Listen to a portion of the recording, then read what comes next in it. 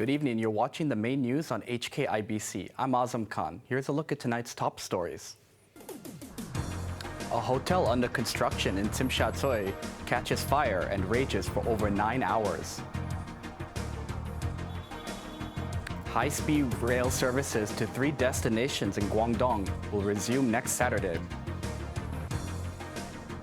And Hong Kong delegates prepare for the annual legislative session in Beijing.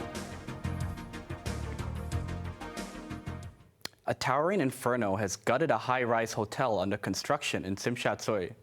More than 150 people were evacuated and 2 were injured as firefighters battled the flames for over 9 hours. Joanna Ho reports. Burning debris and embers rained down onto the streets of Tsim Sha Tsui as a massive fire ripped through the upper levels of a 48-story hotel under construction. In less than an hour, the inferno engulfed the entire building, which was covered with scaffolding. A shower of small fiery bits plunged from above and lay scattered on the streets before burning out. At least 5 nearby buildings, including the Sheraton Hong Kong Hotel and Towers and Chongqing Mansions, were affected by isolated flames. Firefighters said small fires erupted on the rooftops of some buildings, but were quickly extinguished. The blaze at the building on Middle Road broke out shortly after 11 p.m. last night. It was raised to a 3rd alarm fire after half an hour and further upgraded to number 4 alarm at 1:46 a.m. It was so huge that its flames could be seen even from the other side of the harbor. About 250 firefighters and paramedics were deployed. Also rushed to the scene were 66 fire engines, 2 fire hoses, and 3 breathing apparatus teams. Officers tried to shoot water directly into the flames, but were unsuccessful because of strong winds.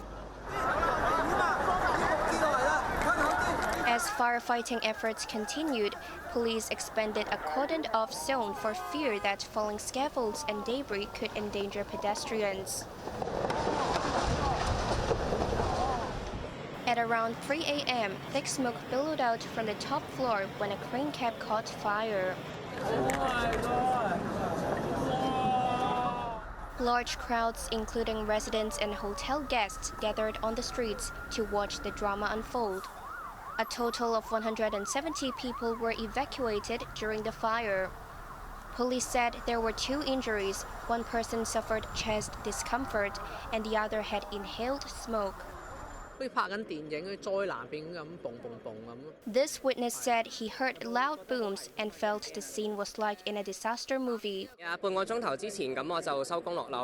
This man said he had just got off work and small burning pieces fell on his body at one point.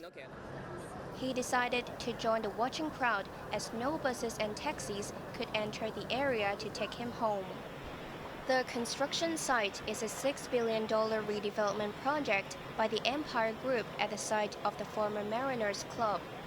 A fire erupted on the 8th floor of the structure last September. Joanna Ho, HKIBC. Officials are looking into the structural safety of the building after it burned all night.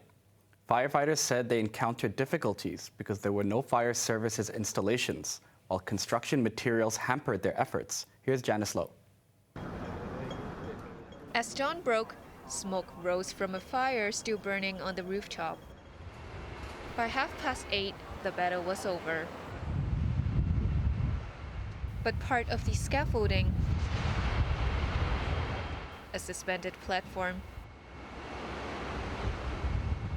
and a tower crane hung precariously as a strong wind blew. Most bamboo sticks from the scaffolding fell to the ground. Firefighters explained why it took them more than 9 hours to douse the flames. Because the site is under construction, there's no fire service installation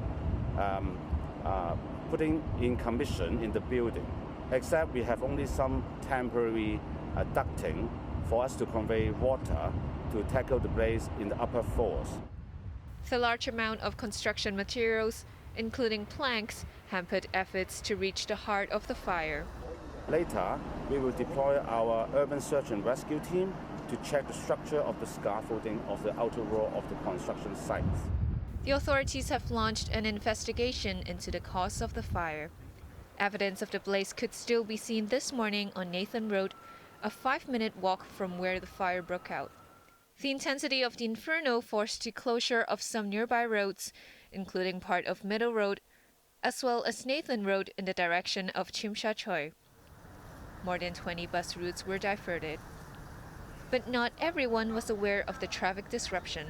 No, I did not know that. So there will not be any bus here? Yeah. Okay, I did not know that. So I have to take the metro then? It's weird because we wait like 10 minutes or 20 minutes. Then we were waiting for A21 going directly to the airport. It seems that no bus will come. So we're waiting for nothing. Some exits of Tsim Sha Tsui and East Tsim Sha Tsui stations were temporarily closed. Postal services in the area were halted. The blaze was the city's third number 4 alarm fire in the past decade. One at the Amoy Ken Industrial Center in Ngau Tau Kok in 2016 lasted for 4 days. The other occurred in 2019 in Chunwan at the International Enterprise Center when it was under construction. Janice Low, HKIBC. This afternoon, workers were sent to clear the debris from the fire. Wearing helmets, they picked up bamboo sticks that landed on the street. A crane enabled workers to reach a platform that was left suspended and bring it to the ground. The Empire Group, which is developing the site, says it's cooperating in the government investigation. It ordered its main contractor to take follow-up action. Long-haul high-speed rail services from West Kowloon Station will resume gradually starting next Saturday. They will begin with services to Chaosan, Shantou, and Zhaoqingdong, all in neighboring Guangdong. Passengers can get off at 11 intermediate stations, including Chaoyang and Foshanqi. Services to destinations further away, including Beijing and Shanghai, will resume on April 1st. Transport Chief Lam Sai-hung said services are restarting in phases because more time is required for discussions with mainland authorities on routes outside Guangdong. A Hong Kong delegate to China's top political advisory body is calling for stronger cooperation between the medical sectors on both sides of the border. This comes as Beijing prepares to host the 2 sessions gathering this weekend to chart the country's political and economic course. Chloe Fung reports. Xia Baolong, who heads the Hong Kong and Macau Affairs Office, met newly elected Hong Kong delegates to China's top political advisory body, the Chinese People's Political Consultative Conference in Beijing today. He described them as carefully chosen elites and hoped they will contribute to the development of the one country, two systems principle. CPPCC member Ko Wing-man is proposing greater collaboration between the healthcare sectors on both sides of the border, particularly the Greater Bay Area. The former Hong Kong health chief believes the SER should promote traditional Chinese medicine in the rest of the world. Our first ever Chinese medicine hospital will be coming in 2 years, and the Department of Health Chinese medicinal laboratory is also up and running.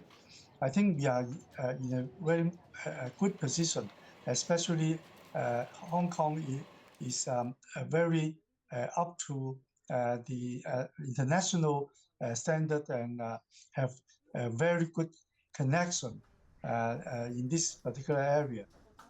The CPPCC begins its annual session tomorrow.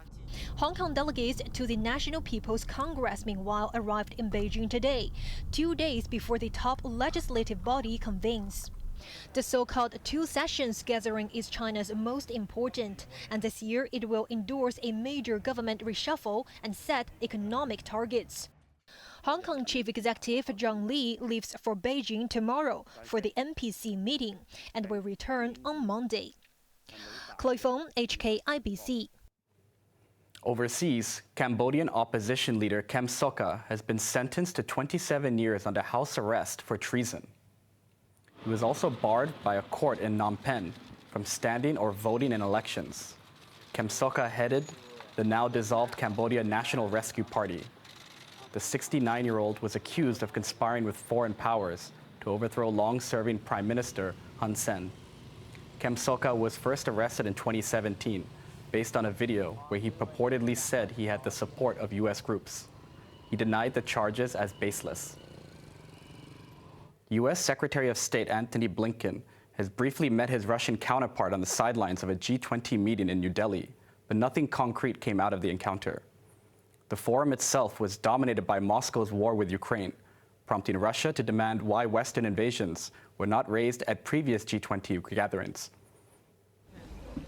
The G20 talks continued to be an uphill battle as foreign ministers representing 2/3 of the world population met in the Indian capital, New Delhi. The hosts desperately tried to shift the focus of the summit towards other issues, such as climate change and food security, but Ukraine dominated the meeting. China and Russia did not agree on the wording of the issue, resulting in no joint statement. The Russian foreign minister noted that in previous G20 meetings, participants focused on economic issues, and Western military intervention in other countries was not raised.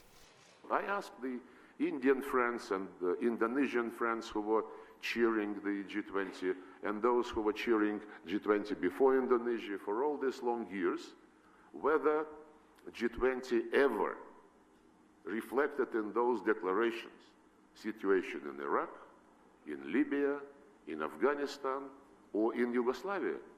Lavrov met U.S. Secretary of State Antony Blinken for about 10 minutes on the sidelines, the first face-to-face meeting between the top diplomats since Russia invaded Ukraine just over a year ago.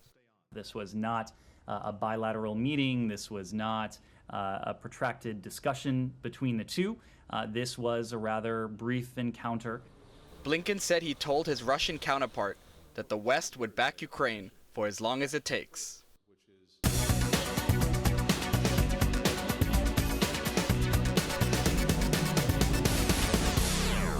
Greater Bay Airlines is buying new aircraft as it expands its operations.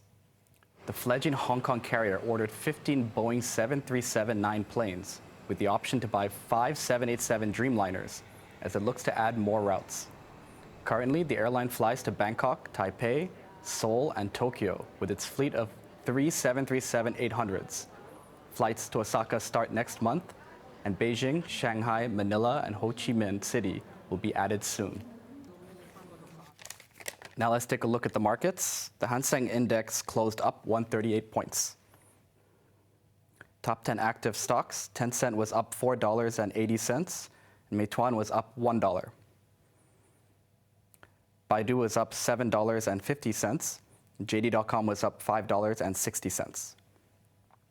Forex trading against the Hong Kong dollar, the euro is at 8.33, and pound sterling at 9.40. Over in the UK, London FTSE is currently up 12 points. On to the weather now. Fine and dry this weekend after a cloudy start tomorrow. Temperatures will range between 17 and 23 degrees. Now let's take a look at the weather around the world.